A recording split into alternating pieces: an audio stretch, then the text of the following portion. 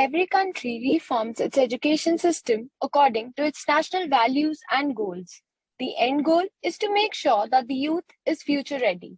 So with National Education Policy 2020, there is a shift from what to think to how to think. Heartiest greetings to one and all present here. Today, I, Parikalia, workshop and webinar coordinator, Maestro Teaching Solutions, wholeheartedly welcome you all here for our webinar on National Education Policy 2020, Advancement and Implications, Ideas that will change your classroom. Before beginning with today's session, we would like to introduce ourselves as an educational service provider that is managed by a panel of experienced and eminent educationalists with cumulative experience of more than 10 decades. We cater to the individual needs of schools, teachers, students, and parents by providing the best of job opportunities for them. We also conduct webinars and workshops for students, teachers, and parents to enhance their learning experiences. We request you to stay connected with us till the end of session, as a feedback form will be shared with you at the end. You are requested to fill out that form to mark your attendance. Certificate of participation will be issued based on that. So stay with us for an insightful session. Now, I would like to welcome our resource person for the day, Ms Ritu Gupta. Ma'am, it's a matter of great pleasure and honor to have you among us. Ma'am is an eminent educationist known for her positive aura, professional approach, and commitment. She has been recognized for her comprehensive problem-solving abilities, excellent verbal and written communication skills, ability to deal with people diplomatically, willingness to learn, leading abilities, team facilitator, hardworking, and good listener. Ma'am is certified in British Council Critical Thinking Problem Solving. She is also certified by SCERT and Less Transformation for Classroom Management, and by Quality Education Asia with A+ for Continuous Professional Development. Ma'am is also certified by Cambridge International Certificate in Teaching and Learning with Distinction. Currently, Ma'am is pursuing Cambridge International Diploma in Educational Leadership. Ma'am has expertise in activity-based learning, experiential learning, outcome-based learning, NEP, and competency-based learning. Ma'am also has been honored with Teacher Innovation Award by Intel Iris in the year 2016 and Distinguished Teacher Award by Rotary Club Delhi in year 2018. Ma'am, on behalf of Maestro Teaching Solutions, I wholeheartedly welcome you. It's a matter of immense delight and pleasure to have you among us. Now, I request you to please take over the session. Thank you so much, Pari, for such a long and eventful introduction. I don't know how much I'm worthy of it, but I would like to begin this session by, I can already see that the participants, already 55 are there with us, and the number is still increasing. So a very good evening to all the eminent educationists who are here with us on a Saturday evening, attending this session. This only shows your commitment towards the cause of education and how dedicated you are towards your profession and your growth. It's really commendable. So now we'll begin. As we all know, our topic today is NEP 2020, the National Education Policy introduced in 2020.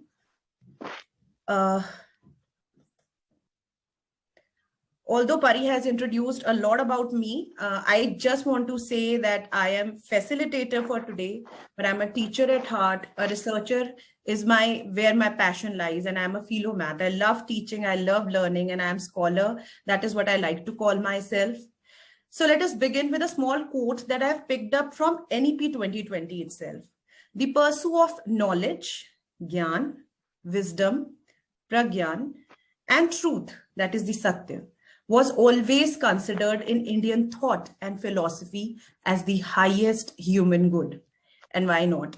We all know this is the knowledge and the wisdom which our ancestors seeked for years together, and even NEP reflects these in the form of the skills, the competencies that it is asking for teachers to develop in themselves so that it can further be pursued in our children. Before we begin, There are a few session rules I would want all the participants to follow. First of all, you all will be kept on mute, but you would be unmuted as and when there would be requirement. However, we request you all to keep your cameras on because it is always nice to interact with people. The session is interactive, therefore the participation is of utmost importance. We are nothing without your contribution. Please keep your questions reserved for the end. There would be some time for the same. But in case you have some queries or ideas that you need to share at a particular time, you can liberally use the chat box for the same. Our team is managing it. It is looking into it, and we'll get back to you as soon as the idea is there. Now, what is our agenda for today in terms of National Education Policy 2020? The agenda that I have devised is completely based on the registration forms that you all filled up. The most prominent idea that came up was to recapitulate NEP 2020.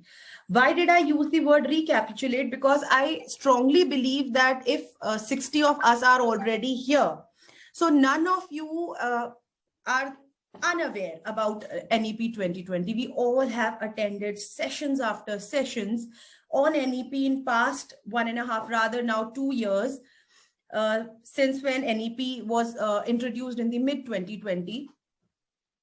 But yes, it is very important to keep on refreshing our knowledge about the same. We would also discuss some of the challenges which this changing scenario is bringing for the teaching faculty. We will try to look into a few practical solutions, what is there in our hand to do. And at last, we'll do a very important practice, that is reflect and deliberate, because without reflection, learning is impossible. So let us go ahead with our session. At the onset, we'll begin with discussing what we already know about NEP. Here, this is our first interactive phase where Maestro team is going to help us. I would request few participants who are willing to speak about this. Please raise your hands. And Poonam ma'am, let us take views from some of our participants. Yes, I want to know what we already are aware of in terms of NEP 2020. Okay, Bapan sir, you can unmute yourself and share your opinion.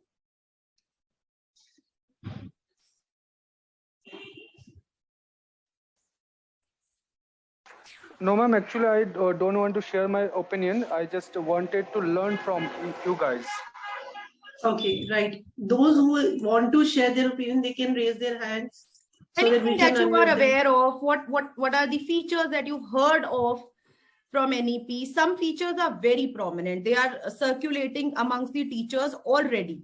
So let us see what all we know. I'm going to discuss all the aspects of NEP, but what is there which we already know?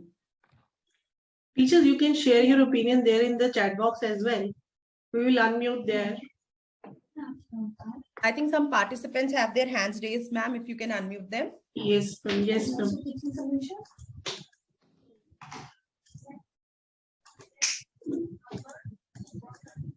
Ma'am, I could not see anybody. Right, so let us see what is there in the chat box. Very true. I was expecting this 5 plus 3 plus 3 plus 4. We all are very aware of 5 plus 3 plus 3 plus 4. Any other concept? Let me take a few names. Just give me a yes or no in the chat box if you've heard them and if you have any idea of what these concepts are. So one thing which comes again and again in NEP is parakh.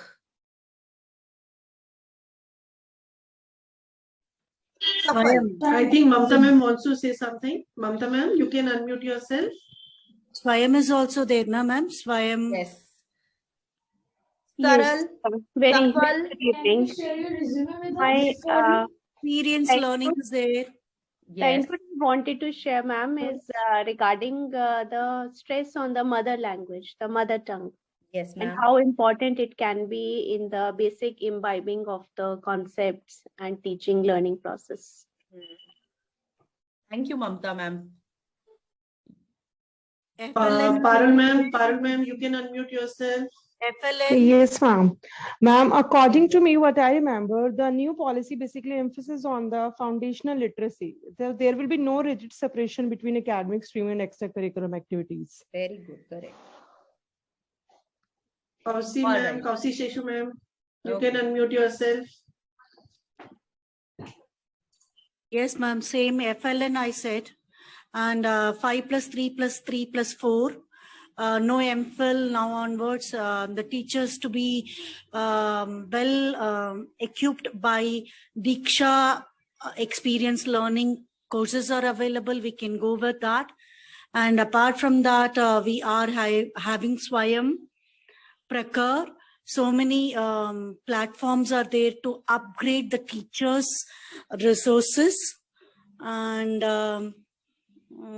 B.Ed is compulsory for then technology friendly teaching is required. Hybrid teaching is more empowered.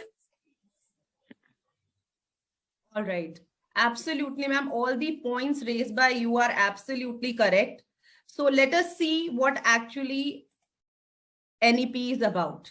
So if I talk about the vision of this particular document, you see that it talks a lot about how we can root children within the Indian values, but it also talks about holistic international standards to be incorporated in the children. An education system rooted in Indian ethos that contributes directly to transforming India, that is Bharat, sustainably into an equitable and vibrant knowledge society by providing high quality education to all. Now, when we talk of this high quality education, it includes the curriculum, the pedagogy of our institutions. There must be a deep sense of respect towards fundamental duties, the constitutional values, the bonding within our own country. We are trying to move away from the brain drain movement that began when we were kids till today.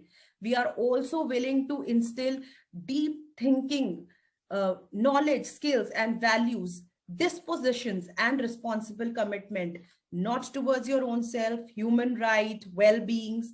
So therefore, if we need to have these kind of individuals in our society, so there cannot be any area of education which is not touched.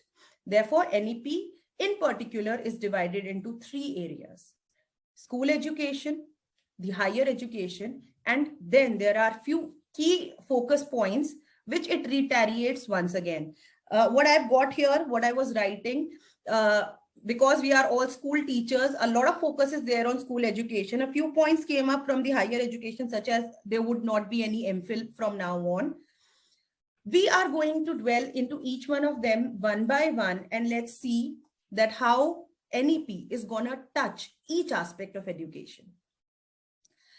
Talking about the principles. So first it gives a vision, then it talks about certain principles, and whatever is there in vision, that thing again comes up in the entire principle of the NEP, wherein the focus is on the child. Recognize and identify unique capabilities of the child.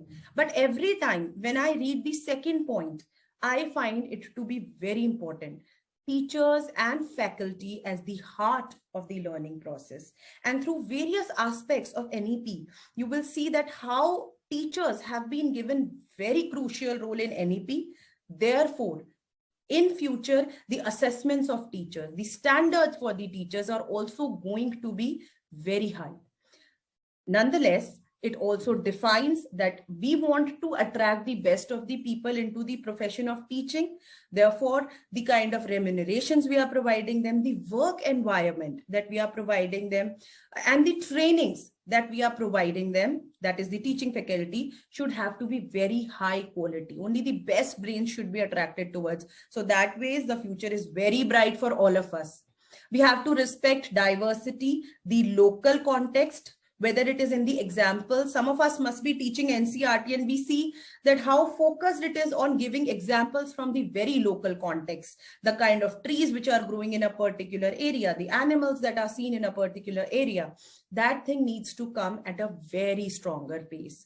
Equity and inclusion talks about all kind of marginalized sections of society. We have been talking about it ever since the education in India started. Hopefully, NEP will be able to bring us closer to those marginalized sections of the society.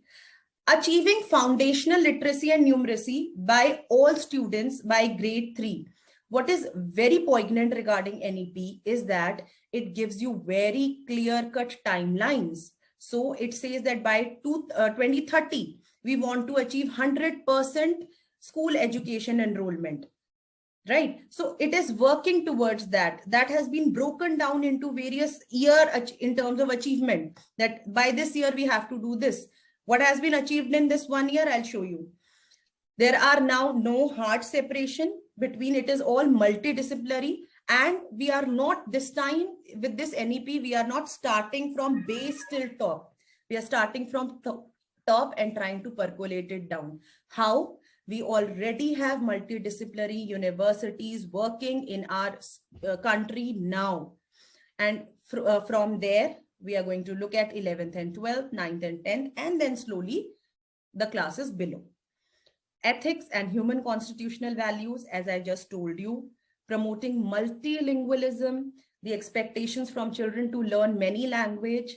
Sanskrit has been given a very prominent role, and not only Sanskrit, many lost Indian tribal languages, including Pali, has been given importance in NEP. And of course, with all said and done, the conceptual understanding needs to be very strong. So there are clearly defined outcomes from NCERT for each stage, which it is expecting us to achieve along with our learners. If I focus on school education, there are some parts we'll breeze through. There are few others we are going to look into more detail. So first one is ECCE. All the teachers who are teaching till grade 2 must be aware of now what is ECCE, the Early Childhood Care and Education, with 5 + 3 + 3 + 4 design coming in. So 5 initial years with 3 years in the Anganwadis, in the play schools, in the pre-primary and lower primary schools, and 2 years of 1 and 2, which constitute the first stage, the 5 years of teaching, which is the foundational. The next 3 for grades 3, 4 and 5 age group, 8 to 11, that is the preparatory stage. 6th, 7th and 8th, which is the middle stage, and the last 4 secondary stages. This restructuring of school and moving away from 10 + 2, where we are considering that the education till the year 10, first grade to 10 is important. Now we have included any kind of education prior that also, which we call as informal education here. And we have restructured it as per the student's age, so that their abilities can be identified age appropriately. Then integration of curriculum, co-curricular, extracurricular. And as teachers, as practicing teachers, we already see that. We do projects based on art integration. We do projects based on sports integration. Now these kind of integrations are going to be even more stronger with NEP coming. New comprehensive national curricular framework. We all must be knowing, we've done in our BEds the NCF 2005. We are expecting a latest NCF, which is in progress 2021 till 2022, which would be there, which will be our guiding book, our Bible to look upon when we are teaching or when we are framing our curriculums, when we are looking at the structures of our board, all of these things, which is already in progress, and with a lot of experts pitching in to give their insights. Their thoughts and ideas are welcome. Now, this particular part has had a lot of discussion at various areas, that medium of instruction till grade 5, preferably till grade 8, should be the mother tongue, the local language, the home language, or the regional language. So that part also needs to be addressed, with diversity being more in few areas, children having different mother languages, how to decide what is local language. Are we going to allow children also to write their papers in a mixed language? With all of these reservations, this is a very good step towards bringing closer those children who struggle with languages, particularly language English. Indian Sign Language, and already in the past 1 year, a lot of work has been done on this. Indian Sign Language will be standardized, and anywhere where sign language is required to be taught in India, it will be through Indian Sign Language only. Few other. So we come up to Parak here, Performance Assessment Review Analysis of Knowledge for Holistic Development. So Parak is going to come up. This is a board assessment center, which is going to come up with certain standards, certain points, certain achieving outcomes on which the curriculum will be based. So it will tell you that till grade 3, all this should be achieved by children. Till grade 4, till grade 7, till grade 10, this is how much they should know. Now comes National Professional Standards for Teachers. This is what I was talking about earlier, NPST. It was supposed to be established till the year 2022. Already its one module is out, which I think every teacher must go through once, because it very clearly defines, and I'm going to discuss a few challenges which NPST throws at us in terms of what they see as our challenges, what they are expecting from us, and how they are developing their standards. So when we are talking about values, the core constitutional values of the teachers are also going to be assessed by NPST. They are also going to strengthen the CTET and the common test for eligibility test for teachers eligibility tests. They are going to strengthen them and base them on the standards developed by NPST. So as teachers, we all must go through this document, this module, as somebody very reminded us of Diksha, the portal where a lot of courses from experiential learning to competency-based learning to classroom management are already there. We simply need to go there, invest our time and do it, because anyways 50 hours of certified training is necessary in terms of your development, teacher development each year, whether you are a teacher or a pedagogical leader, head of a school. 4 years integrated B.Ed for teachers has now been made compulsory. State School Standard Authority in all these states. Some of your schools must also be part of the hubs of learning. So school complexes and clusters will be formed, where in schools within a state, within an area, will be joining hands together to do various projects, exchange of teachers, best practices, sharing of material. So these hubs, they have already put in place before the Corona times, they were already put in place. And once again, their revival would start once NEP will kick in a more proficient way. National Mission on Foundational Literacy and Numeracy. Once again, if you are a teacher till grade 5, you must be very clear about FLN, Foundational Literacy and Numeracy. So till the grade 3rd and grade 5, there have to be certain standards in terms of reading achievements and in terms of maths and calculation, numeracy, which every child must achieve. And this will be checked through the SAFL. NAS, a lot of schools had this NAS conducted in their schools recently, somewhere in the month of September.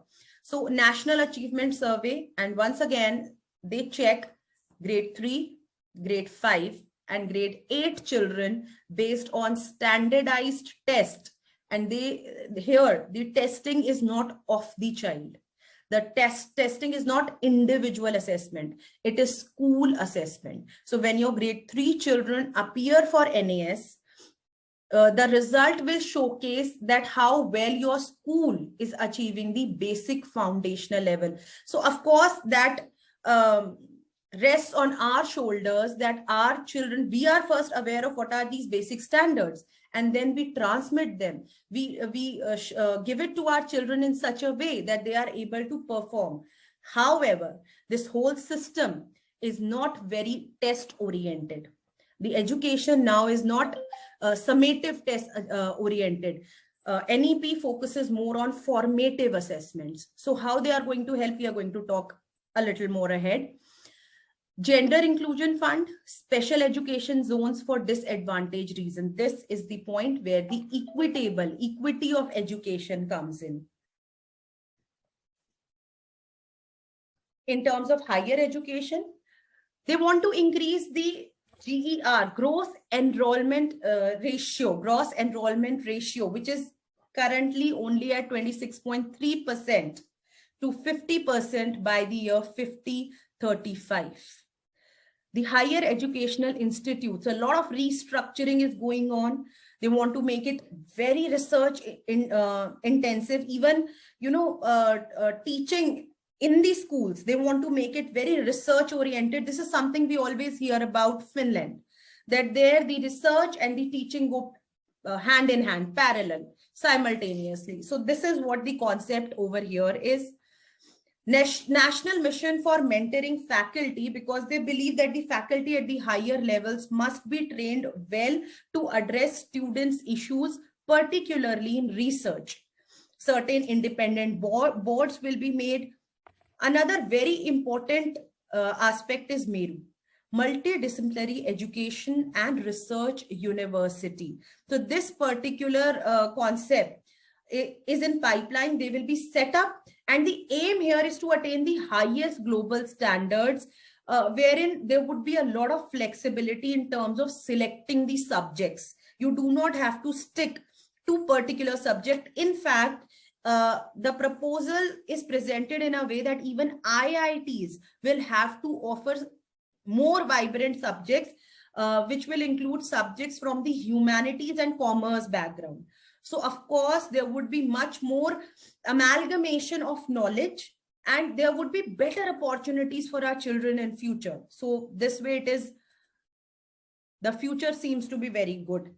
Another very important point from higher education is, which we need to see that whether it trickles down to our school system or not, is the academic bank of credits, which they are calling as ABC.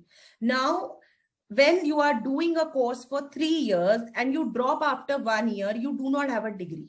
You have nothing. And there can be multiple reasons for a child to be dropping after 1 year. Now, if you have to start, let's say your condition improves after 4 to 5 years and you want to pursue, you have to start from the scratch. Now, what would happen, that just like your DigiLocker, you will have ABC, Academic Bank of Credit. And if you do first year of teaching, you will be awarded a certificate and credits for the same. Now, if you have to change your state, or if you have to take a break for 2 years or something like that, you can rejoin right from where your credits are. So you don't have to repeat that first year. You can start. So multiple entry and exit options would be available to these kids in the universities. A certificate after 1 year, a diploma after 2 years, a degree after 3 years as per the length of the course, 4 years. This is something very important which has come up, very useful for our children. National Research Foundation, because we want to make most of these universities research oriented. We want a lot of online education to go ahead, developing bridge courses for students from socially disadvantaged educational background, and optimal learning environment with a lot of financial support for the children. Now, coming up to the key focus areas.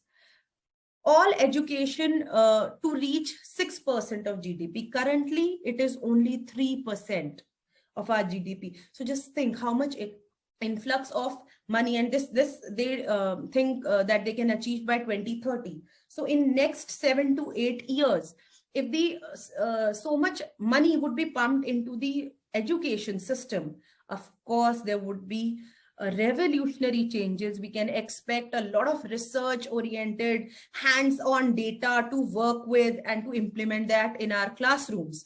A lot of new ideas to come in. So that this is something very promising that the government says. By the year 2030, once again, they want to achieve 100% youth and adult literacy.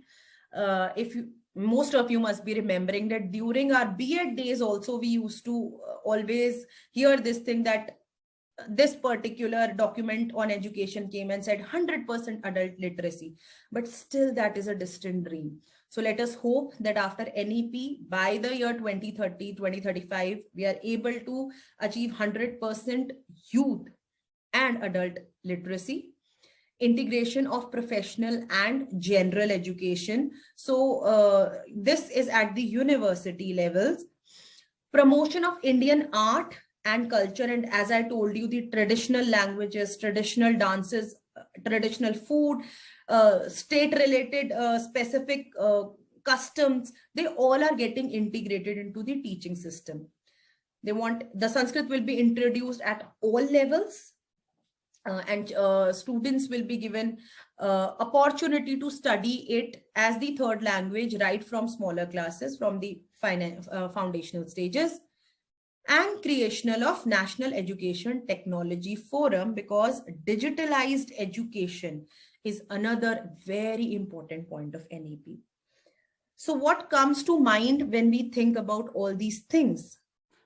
At the one hand, it shows us that there are very good thoughts, plans, boards, a lot of money is there which is going to get into the field of education. Then what is expected from those who are there in this work, who are educationists, who are teachers, who are pedagogical leaders, who are head of the institutions, that they have to develop individuals who understand the basic tenets such as pedagogy, curriculum, classroom transaction, management, who give importance to each and every student and are able to develop the holistic capacities, competencies, and skills of all of these children. So there are a lot of promises and hope, and there are a lot of challenges. But when we can digitalize our teaching world within few days, 4 to 5 days, so to say, when Corona began, what is that teaching education system and us teachers cannot do? We can do anything and everything. So if I look at NEP and the number of initiative that it is taking, this is how a grade 8 child will look like who has gone through the entire teaching in NEP. They will have better soft skills, respect for unity and diversity, good grasp on their own mother tongue. And right now we know that our children are struggling with the idea of Hindi even. Agar hum North Belt ki baat karen, our children do not know Hindi. They would have fun, activity-based learning within their schools. Their curriculum will be simple with lesser books. The focus is on, if our curriculum is a T, then the focus is on the vertical line, not horizontally. Not many topics, each topic with greater depth. And there will be no exam fear. I'm saying this when Safal makes 3rd, 5th, and 8th board classes. And why still this is not an exam fear, we'll come to that. Similarly, a grade 12 student who's finishing grade 12 will have better knowledge of India and its heritage. And those of us who teach higher classes or are the head of the institutions, they must be aware that this is one thing we so keenly need in our children. The idea of India, the Bharat, the values, the core idea of how this country and its heritage is quite missing with our children, and we have to inculcate it within them. They will know more than one language because they've studied it for many years. They will know at least one foreign language. They will be better in all-round health because we are integrating sports, a lot of counseling, guidance, and a lot of culture, values into it. So we look at children who are holistically healthy in true sense. They will have multidisciplinary approach in life so that they are well adjusted in the universities, which are multidisciplinary. And once again, they will not have exam fear. They will be highly adapted and they will receive vocational training. Now, vocational training is another very integral part of NEP. including a whole 1 week without bag, no bag week in grades 6, 7, 8 to receive vocational training. And at any point in time, and these children want to move away after their school to vocational education. And even schools would be required to include many vocational courses for grade 9, 10, 11, and 12. So their vocational training would already be very strong. And we are moving away from rote learning. This we have been saying for many, many years now, and hopefully it will be achieved now with this NEP. So after the whole 1 year of NEP was gone by, these are the new initiatives that were launched. The first thing was that we have to make education system vibrant, affordable, and accessible. So obviously we're talking about a lot of integration. We are talking about a lot of equity and equality. But what are those things which are already launched? So first thing is Vidya Pravesh. Now Vidya Pravesh is very important for all the teachers who are teaching till grade 1 and 2. Till grade 1 and 2 and below.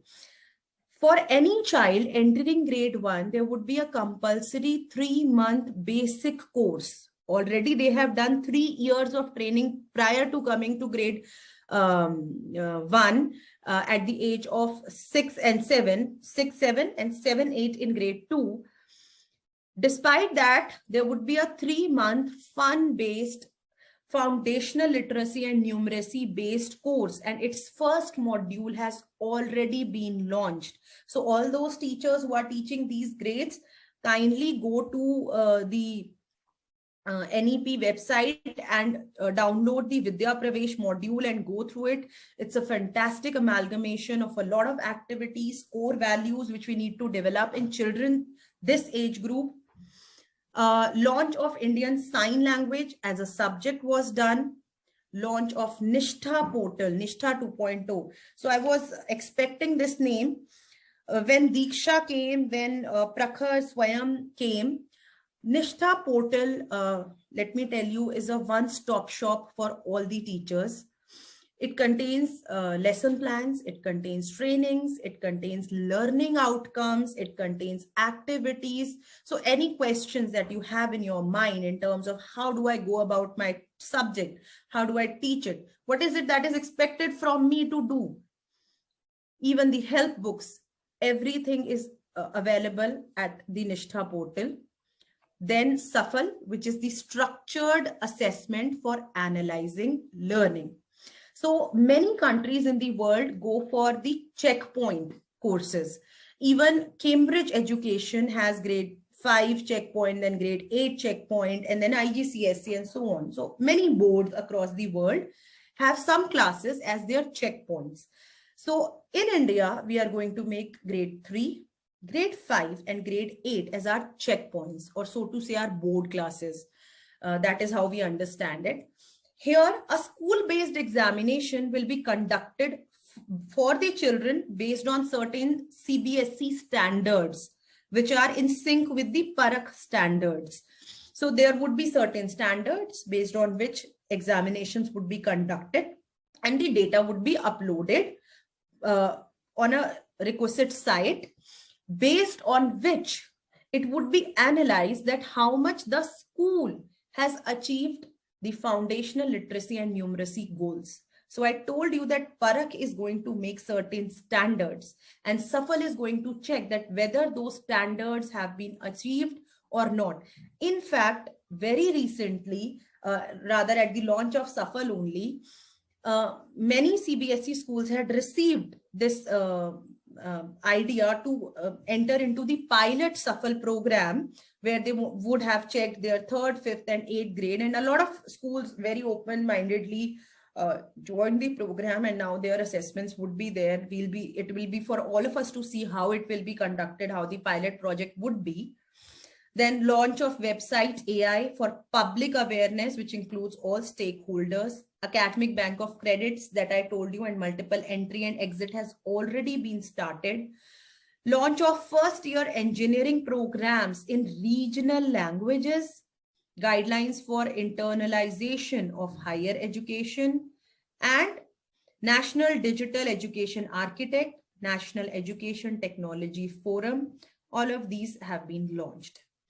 Once again, coming up to SAFL, that why? Because out of all of those factors, one which is very important for us is SAFL.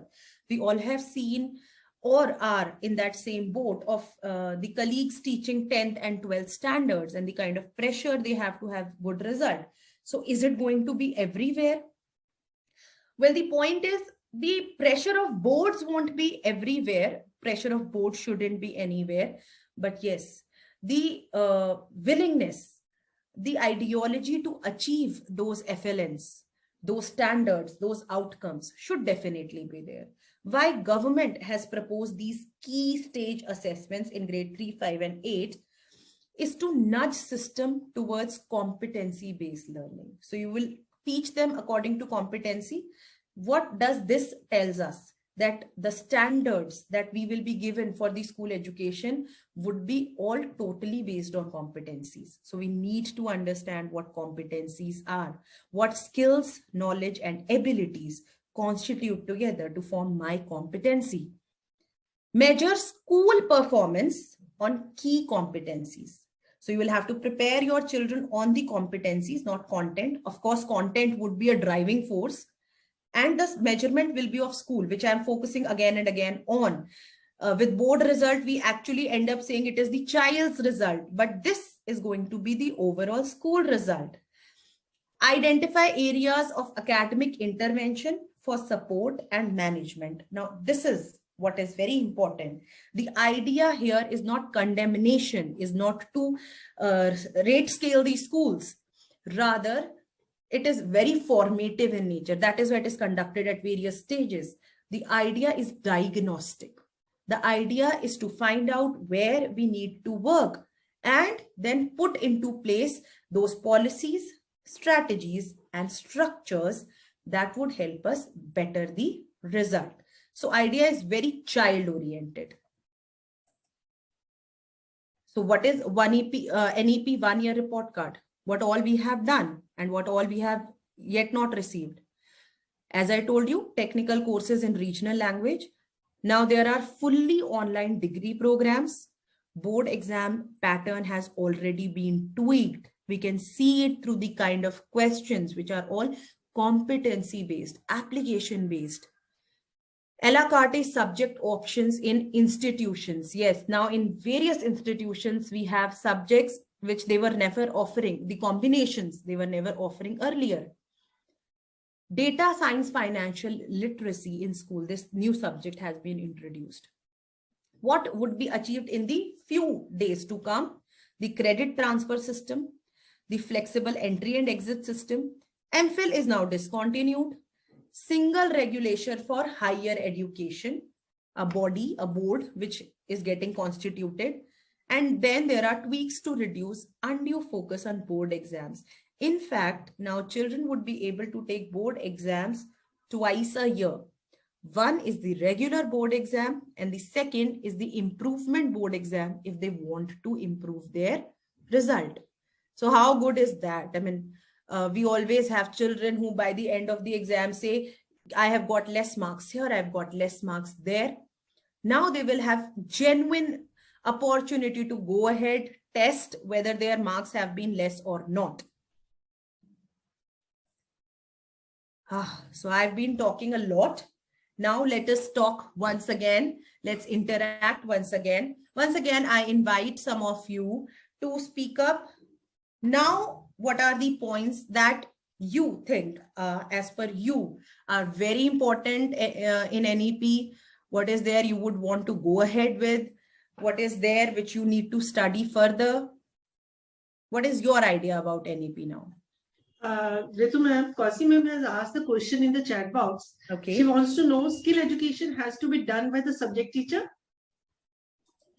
See, if you talk about vocational training, if you understand vocational training by skill education, no, there would be subject expert or subject teachers accordingly.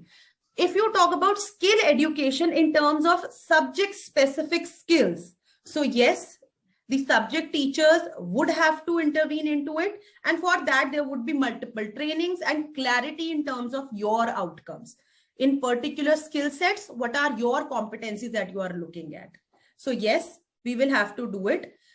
Do we have board exams in grade 5, 8, and 12? So board exams for grade 10 and 12 will continue the way we have been having them. There would be board exams for grade 3, 5, and 8. These would be school exams. No way children would be going to other schools. There would be a standardized system which is provided to you that your grade 3 should include all these things in your competencies. You make your paper. The paper will be uploaded for the government.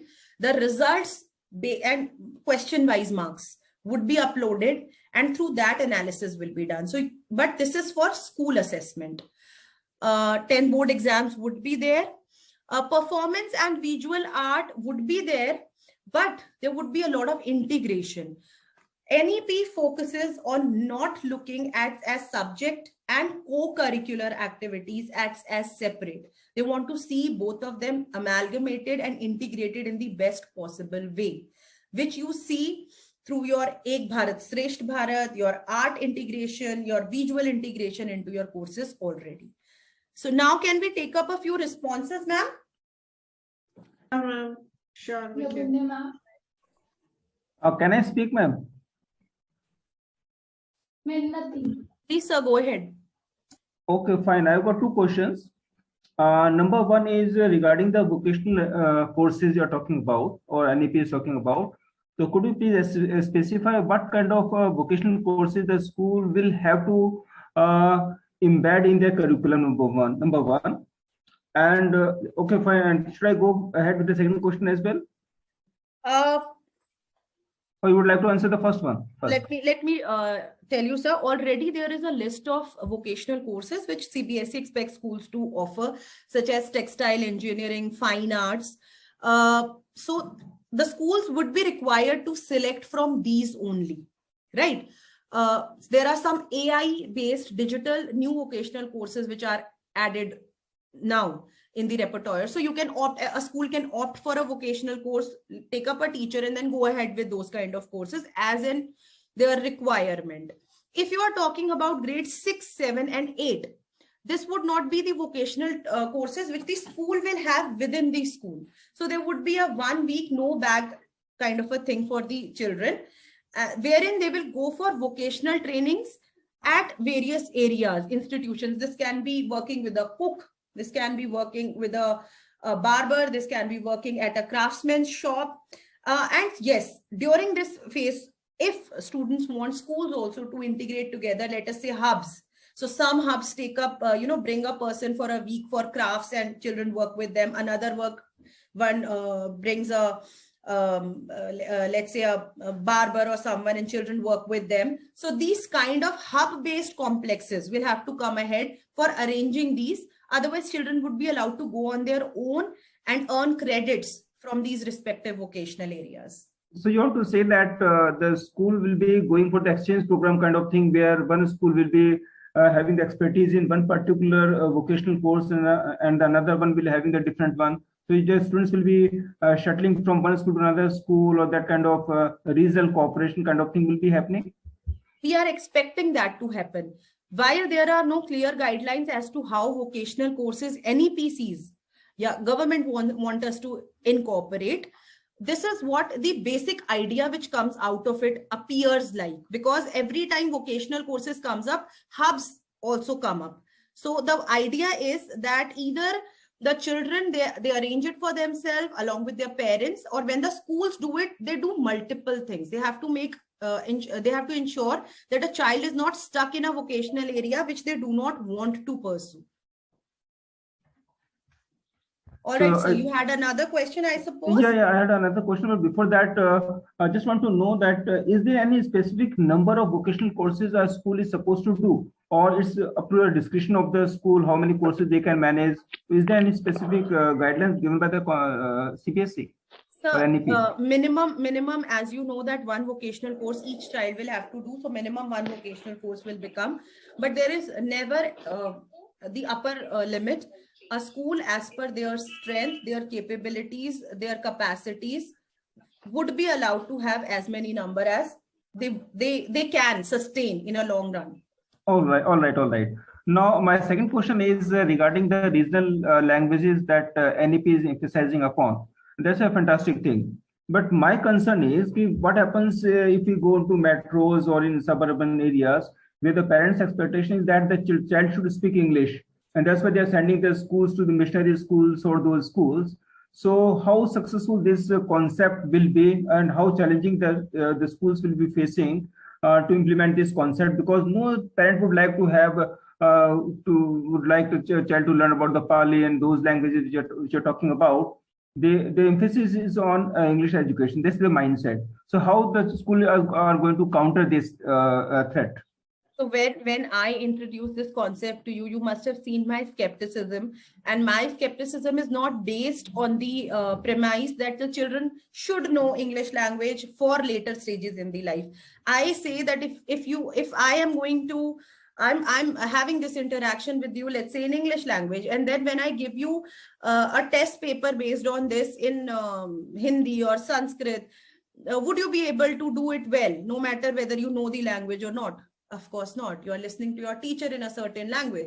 So if you try to make things easier for them by converting it in a more convenient language for them, but when they have to write a test paper, it is an alternate language. The children are bound to make errors and mistakes. So we would not like to see there is a save kept on the table, because you have taught them that this is an apple, this is a save. So this is one concern which has been raised with regard to the introduction of mother tongue, mother language. Now we are looking up at the how competencies for all of these things would come up. So this is yet to be seen. NEP is in its very nascent stages. And of course, when these concerns go across to the concerned departments, they are listening to it. So that is why you see that mother tongue or the regional language or the local language aspect is coming. This is also a very troublesome case for the transfer cases. If I transfer from North India to South India, it would become very difficult for me if every subject is taught in local language. So these are some of the concerns. One alternative which some of the HOS have come up with is to have alternate classrooms. Like if I have 2 classrooms in grade 5, so in one, I can have the mixed language, and in the other, I can have solely English teaching, but that creates a kind of a ridge in between the children. So these are some of the points which are yet to be addressed, and we have to see how it unfolds. So I'm totally with you about this, not only as a parent, as an educationist, this concerns me, but we'll have to see how we go ahead with it. But yes, sir, for those children who join these schools in between somewhere, it is going to be an advantageous thing. So if now we can have some of the views on NEP, we can I'll have more questions towards the end. What is it that you have taken from this whole NEP thing? What is your favorite area? What is your concerned area? Teachers, you can share your opinion there in the chat box. We will Yeah, you address can share that in the chat box as well. Thank you, ma'am. Thank you very much for answering the questions. Thank you. Most welcome, sir. All right. So what I do is, ma'am, can we share the poll in the chat box now? I'm going to share a short link with all of you. And I would expect all of you to go through this poll and quickly respond to it. And then we'll come back with the results. So the poll link is now there in the chat box. I hope you all can access the poll link.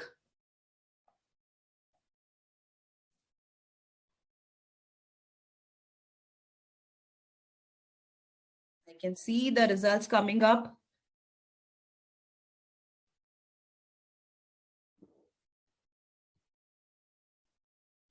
I'll share my screen within another minute.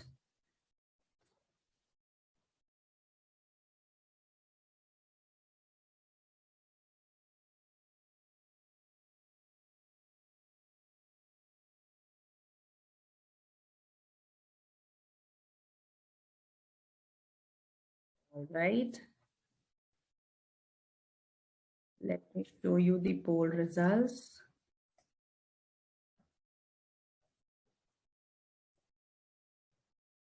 So I'm assuming that most of you have already given your vote, and I feel happy that almost 60% of people are feeling excited and hopeful. Yes, it does seems like too much to be achieved, but with good support and clear-cut guidelines, teachers can achieve anything. That we have proved time and again, that we have done again and again. Now I would come back to what we were doing already.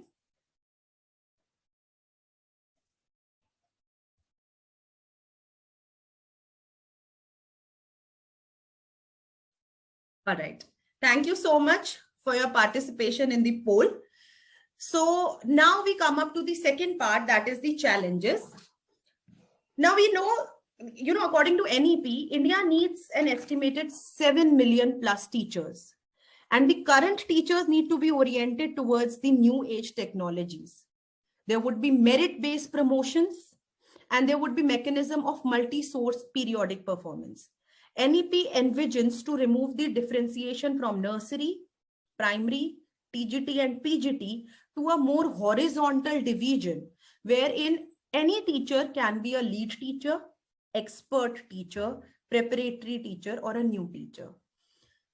And for that, NPST has already been established. So this brings us to what are the challenges that we face. Now, NEP sees a teacher as the center of the fundamental reforms. It reestablishes teachers at all levels as the most respected and essential member of our society. These seems to be long lost concepts. Teaching is a noble profession. Obviously, the new teachers, the new recruits had stopped saying that, but NEP tries to achieve that once again. Big task. The policy aims to build systems that must do everything to empower teachers, advocates the best and brightest to enter the teaching profession, and to ensure livelihood, respect, dignity, and autonomy, while also instilling basic quality control. There are quite a number of competencies NEP expects a teacher to develop. But it also tells you about a few workload challenges. This comes from NPST only. They say that this is a very high stress job with low salary. There is no growth as such. There are no mentors and upscalings. Therefore, what happens that the existing teachers in very large number are moving towards other field. In fact, developing curriculum, developing digital material, opening their own YouTube channels feel more lucrative than being working in a school. And the new teachers, the talented youth, they also choose other attractive careers over teaching. What I see is the limited career growth. You stay in the same position for 10, 20, and even more years. There is lack of progression. The right mentor, the right knowledge sharing is very limited. And teachers are expected to be facilitators without appropriate skill sets. Therefore, there are certain standards that have been defined in terms of learning outcomes in occupational context for teachers. But how are we going to achieve it? How are we going to balance it? We can, because teachers are the agents of change. Now, there are 4 key areas I discussed with all of you. If you take them up, you can change how you see your teaching and how you deal with your own learners. We all do a lot of hard work while teaching our children. We plan our classes. We go ahead with resources. We tell them what to learn. We tell them how to perform or sit in the examination. How to make that more concrete and outcome oriented? There are 4 key areas. Plan in advance. How many of you have heard, all of you must be making lesson plans. These days, I'm hearing a lot of noises. Why lesson plans? Lesson plans are redundant. The new teachers do not want to write lesson plans. Anyone who feels the same, please give me a hint in the chat box. Lesson planning, is it redundant? Is it important or what?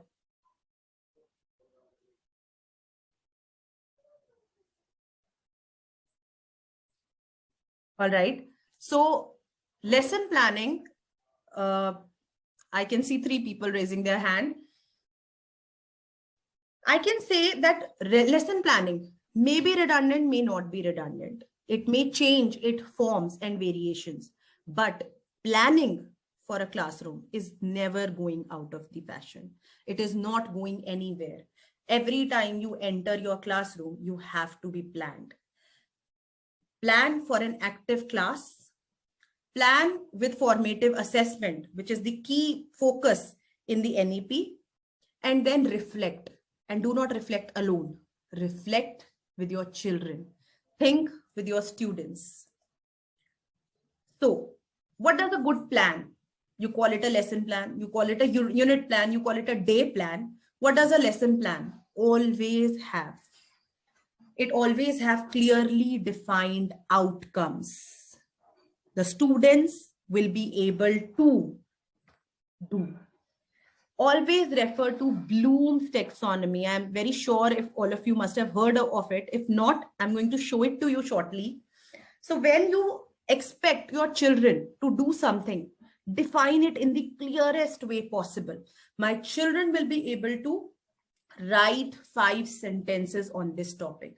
My children will be able to justify the position based upon these arguments. My children will be able to create questions using these keywords. You have to be very clear so that you can check whether your children are able to do that or not. If your outcome for each class are predefined and you know how to assess them, your shuffle is sorted. Your children are always going to perform very well in shuffle. After that, try to build learners who are self-motivated, who are self-paced learners by including those activities which enforce them to use not only their notebooks and pens, but their brains. Do not become an answer to everything that they do. Finally, place assessment strategically. Do not wait for a whole chapter to get over, ask a test at the end, and then decide. Make them into smaller chunks and assess them on very small areas, determining where they are going wrong. Let us see how each one of them is done. So as I told you, this is Bloom's taxonomy. Please, if possible, use any one verb from here. Produce, criticize, complete, produce, generalize, write, recall, distinguish, and frame any one learning outcome from your subject area and put it in the chat box.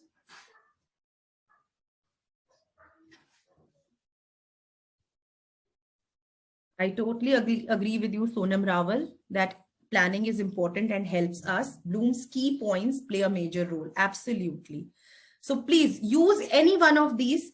My students will be able to recommend a particular product based on predefined any area. It has to be predefined. So from your subject area, think about a learning objective. Write it in the chat box. So I can see creating, critical thinking. What else we can make our children do? Problem solving, maybe scrutinizing, maybe segregating, maybe translating a few pieces of text, maybe using adjectives into framing sentences. So your possibilities are endless. Once your outcomes are set, next is that your children should be able to implement those outcomes on their own. Never be ready to give answer.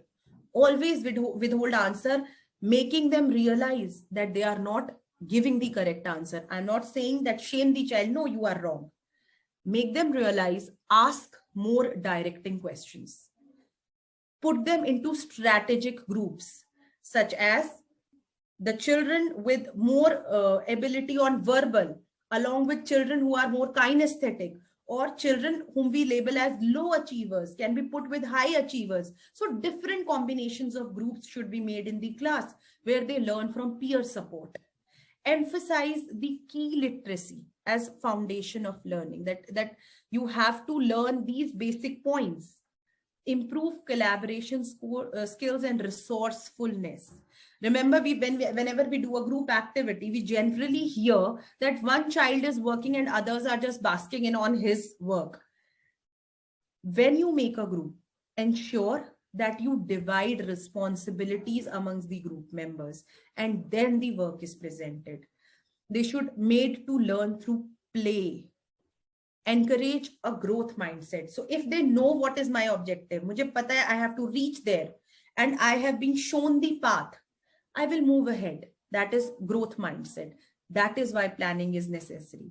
You can use strategies such as Genius R, where children are given some time to do any one project they feel like. It can be learning new music. It can be doing a new skill, but they have to define till what level they will reach, and they have to reach there.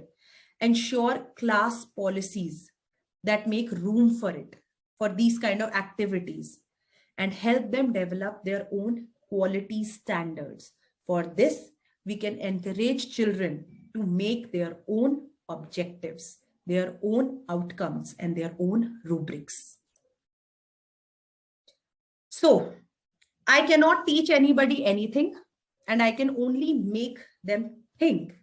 And when Socrates says this, who are we to disagree? So what are some of the active learning strategies? Some of the active learning strategies are think, pair, and share. Conduct group and individual activities. Sketch notes. So when they are taking notes, ask them to draw it.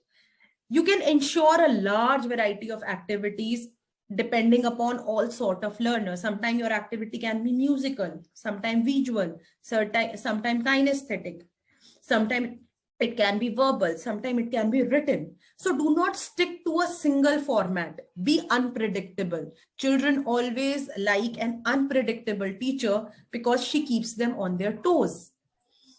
Game-based learning with online teaching, gaming, using quizzes, using online platforms such as Nearpod became such a huge rage. So let us play this small game, red light, green light. So here I'm going to speak a few sentences. This is your green light and this is your red light. Show me a red light if the sentence is true, and show me the green light if the sentence is false. True, false. Okay. Should I stop the screen share to see? I see very few people with their cameras on. So should we do it on the chat box in that case? Let us do with R and G. If it is red light for you, do R, which means true. And if it is green light, light for you, do G. All right. So let me just share my screen again. Just give me a moment.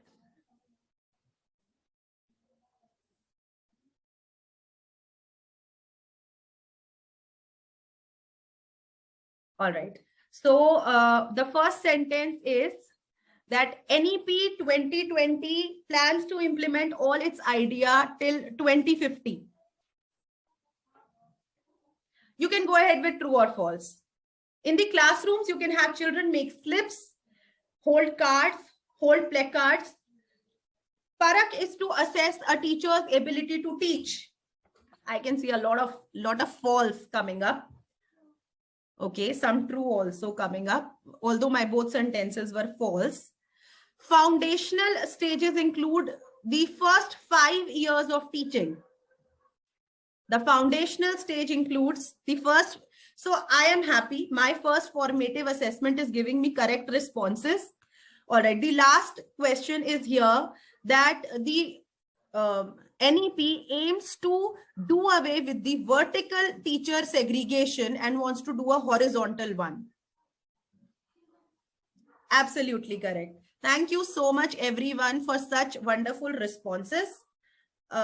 let us move ahead once again. So, what is a formative assessment? Any assessment that you do in class for basic three purposes.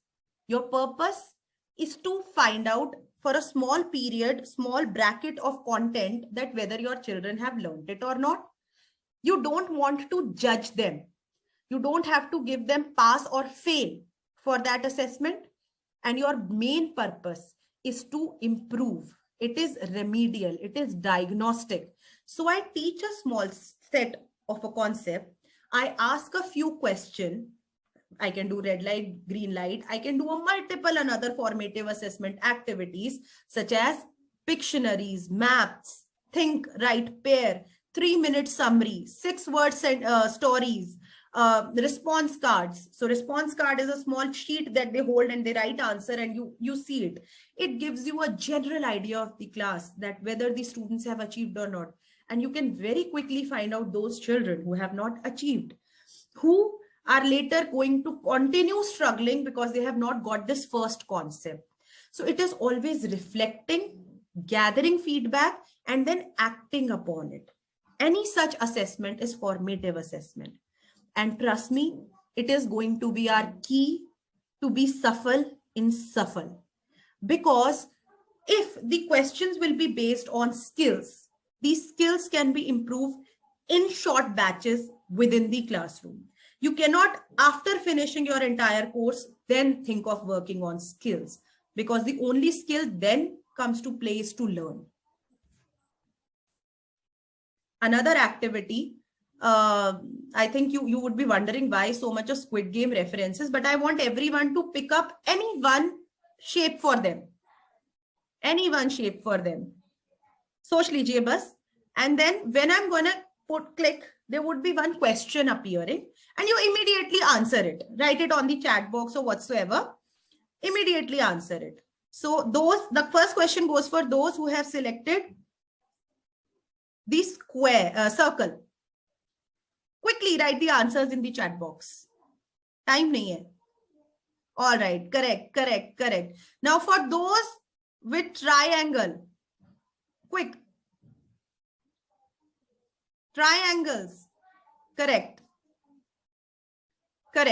Now for those who selected a square. Oh God, it's a tough one, right?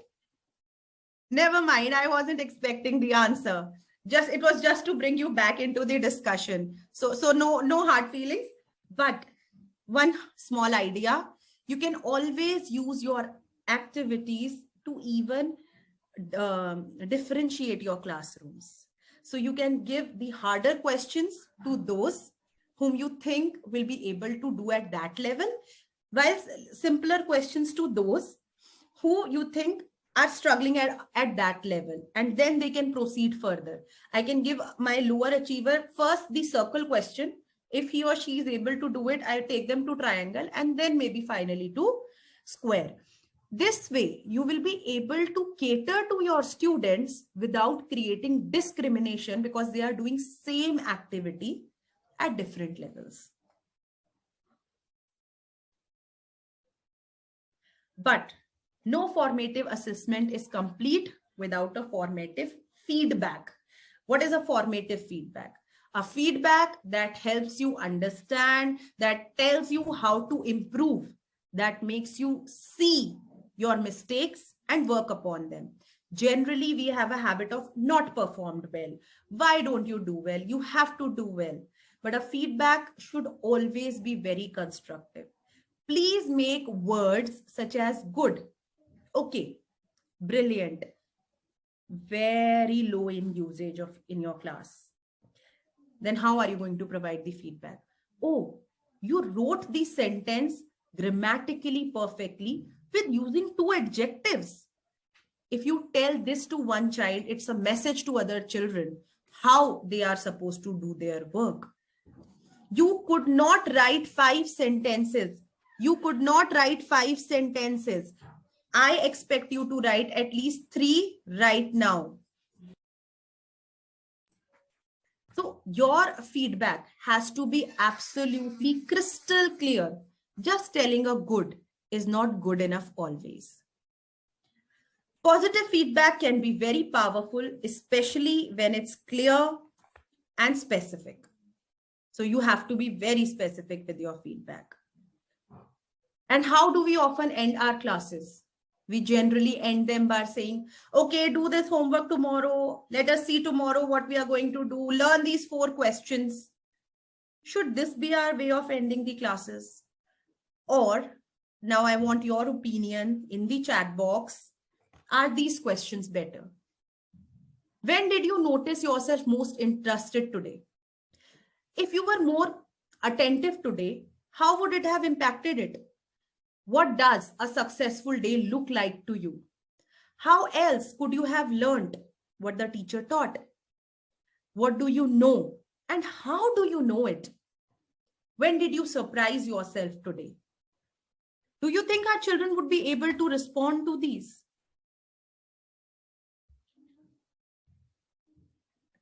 We should create an excitement. Absolutely. Very good, Priya ma'am. When you say, I say them bye, tomorrow comes soon, I will be waiting for you. They must be waiting to see you. Basically, our feedback must be like that. Absolutely. Our children need to think and realize. As adults, we all know, how did we learn to cook? How did we learn to write? How did we learn to ride a bicycle? There was always and only one way. Do, make a mistake, think about it, make a conviction, I'm not going to make this mistake again, and then do it better the next time. This is what we have to do with our children. We have to make them reflect. We have to ask ourselves, what have I done recently to expand my learners' learning? How can I do more of a certain activity? What have I done recently that hinders my students' success? So basically, we all have to get into the metacognition cycle, which includes reflection. Whenever you do something, every day after your class, think that whether I was able to achieve my outcomes, what stopped me, what helped me, how can I improve the next time? Because too often we teach students what to think, but not how to think. And if they learn how to think, you will not have to care about what they have to think. So for this, we have to make independent learners. And for that, we have to make them reflect. Now I'm going to share one small activity once again with all of you. So I'm going to give you a small link through which you are going to fill up a small quiz, and you will learn how you can make your children reflect. So it's in the chat box. I'm very happy with the profound responses I'm getting in the chat box, encouraging them with providing different examples. Absolutely. And ma'am, also focus upon taking examples from them, right? We have to cut on how much we tell them, and we have to start on how much they tell us. So I request everyone to click the live worksheet link. It is a link based on metacognitive activity. It's a fantastic activity you can do in your online classes and offline as well, right? Perfect, sir. Recognizing small improvement is small feedback positive feedback that you give to them to listen their ideas. Fantastic. There is already a link. I will once again send it. Now, can you see the link? Yeah, I think that link went to wrong area. Please go ahead. It's a fantastic activity. You do it. Wow, we should always leave them in suspense, just like a web series episode leaves us to look forward to the next one. I can't agree more with you. Always leaving them with a profound question, a thinking question is going to make them come back eagerly. And just one tweak I would suggest here. Just ensure that the answer to that is not available on Google. even if that question does not have a concrete answer, that would be fine. But the answer to that should not be available on Google. That is going to really make them scratch their heads. Fantastic ideas coming up. So meanwhile you are doing it, I'll share my screen once again, because we are now towards the end of the entire session. I'll quickly recapitulate it for you after 2 more slides. So this particular slide talks about teachers and how NEP, what does it want the teachers to be? What is their key image for a teacher? Just like I showed you for grade 8 and grade 12. They want teachers who are equitable, effective, caring, respecting diversity, ethnicity, race, gender, special needs. They themselves are active learners, and you all are active learners sitting here listening to me this whole evening. Knowledgeable, reflective practitioners. That is why my focus on reflection is so strong. Developing and applying knowledge of curriculum, instructions, principles of learning, and evaluation. Initiating, valuing, and practicing collaboration and partnerships. Collaborations are going to be really big in time to come.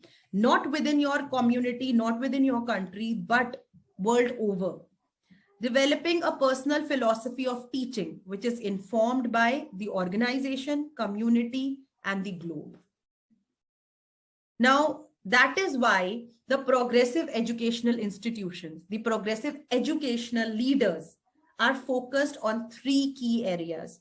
And as progressive teachers, we also should be focused on these 3 areas. We should be very thorough with the concept of competency-based education, because we are very soon entering into the era of competency-based assessments. Pedagogical plans we have been submitting. Now our whole school year would be summed up in creating fantastic pedagogical plan implemented to the T in the institution, because again, your other assessments would be reflected through your pedagogical plan. And the good leaders today are looking towards developing the leadership within their teachers. We have to be masters of various areas. Now there would be so many core competencies that we would see that there are certain teachers who are masters of certain competencies. We'll see a large number of middle level leaders entering, getting developed. So all my friends who are here today, if you are already leaders, that is commendable. You all are doing fantastic job. Continue doing that. If you are not, you are in the process of becoming one. NEP is giving you those opportunities. It is looking forward to create more educational leaders. Make your core competencies, identify them, develop them, take certain online tests that are developed by NPST, and go ahead. Look at your leadership side already. With this, I come to an end of the session. I would thank all of you with folded hands for being a very patient and interactive audience. I really enjoyed reading all those chat box comments and everything that was coming. Shall we open for questions now, Poonam ma'am? Yes, ma'am, sure. It was really wonderful session, Ritu ma'am. We all enjoyed it. It was really informative. Thank you so much. Thank you very much, Ritu ma'am, for taking out time from your schedule to discuss about it. Teachers, we are sharing feedback form in the chat box. Make it sure that you fill it, then only you will be getting certificate for the session, right? And you can ask your questions from Ritu ma'am simultaneously. Ritu ma'am is here to answer your queries. Hopefully I'll be of some help to you.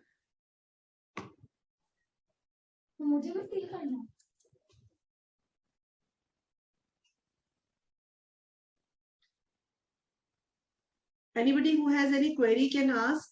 You can put your questions in the chat box also if you feel like.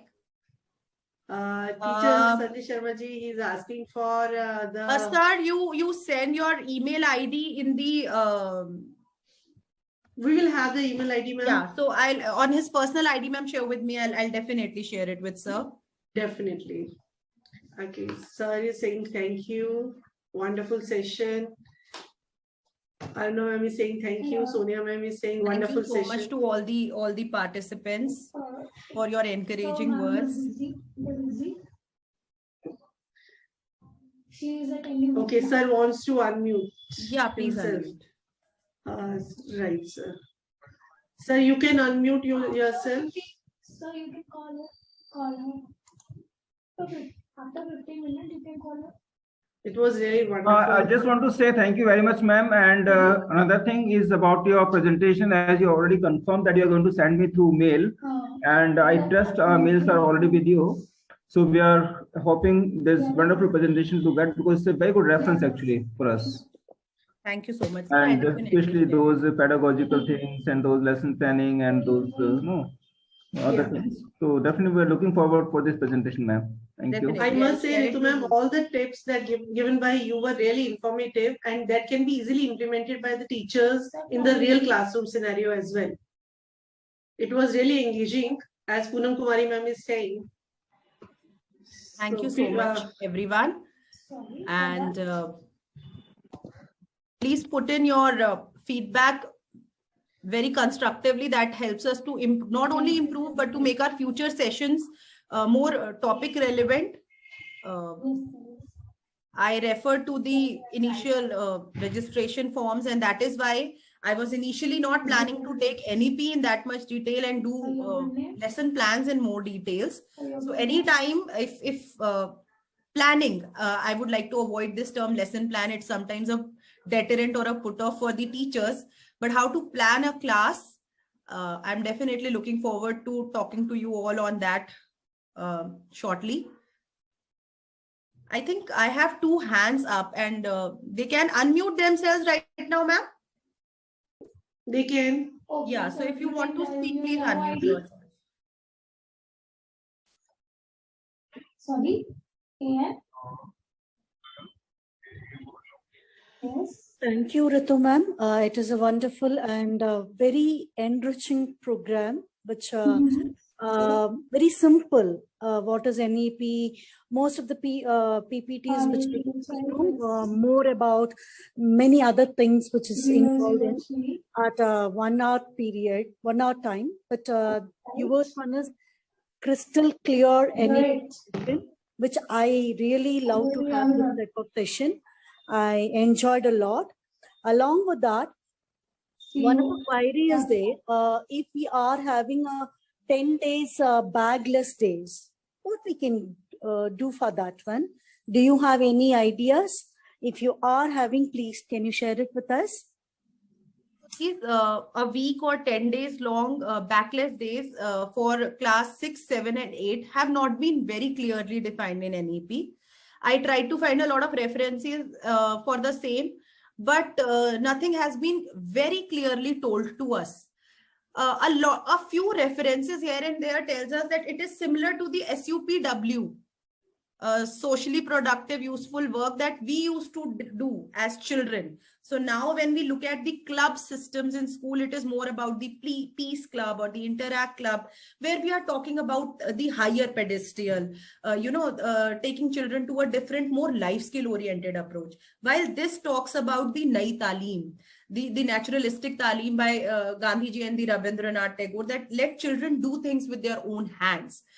So what we have assumed in terms of the people whom I have interacted with is that in all probability, children who have access to these kind of work at home, who are shopkeepers' children, who are, their children are involved in skilled kind of a work, they can do it at home, bring their reference material properly developed and planned.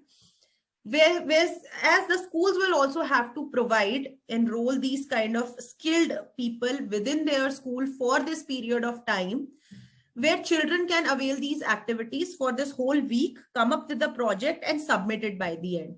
That is why I introduced the concept of hubs along with it, because for one school, it will not be possible to implement many ideas. But many schools, let's say I am a school in an area and there are another 2 schools in my vicinity, we all can decide upon that you do these 5, I do these 5, and the children for that whole week will be going to that school. Now, this you will not see only in these vocational courses. You will see a lot of children going weekly to your neighboring schools once the multidisciplinary approach would be there, because no school will be able to introduce so many subjects, but the children would be free to have a lot of combinations. So what is the best possible solution in this scenario? Is to create the clusters, is to create the hubs which are nearby and have segregated availability of the staff there. So either there would be exchange of staff or there would be an exchange of students. So that is how we see that, hoping to get more clarity once the NCF comes around. Thank you, ma'am. Someone is named Vivo1920 also has raised hand. So if you have any query, you can go ahead with it. Or else, if everyone has accessed the feedback form, shall we call it a day, hoping to meet sometime later once again? Ritu ma'am, do you have any resource sites for lesson plan, creating a lesson plan along with the NEP implementation? Any resources, links are there for mathematics? Can you share it with us? Ma'am, again, I've noted down your name. So when I'm going to send you PPT, I'm going to send a few links along with that. However, lesson planning as per NEP is a complete session in itself. So I think the best possible scenario is that we once again meet together, and the best is that by the end of it, we develop our own lesson plans in our own respective subjects. So let us see if we can arrange for something like that for you all in days to come. But definitely I will share a few resources with you. We are waiting. Thank you so much, ma'am. So thank you to everyone, all the participants, especially Maestro Teaching Solutions for giving me this platform, for sharing my ideas and my views and what little bit I know. Thank you so much. Ritu ma'am, honestly, pleasure and honor is all ours. Our teachers really enjoyed the session today. I'm getting, numerous feedbacks from the teachers on my personal chat, sharing their opinion. Thank you. So we are definitely looking forward for more sessions with you in future as well. Definitely. Thank you, everyone. Thank you.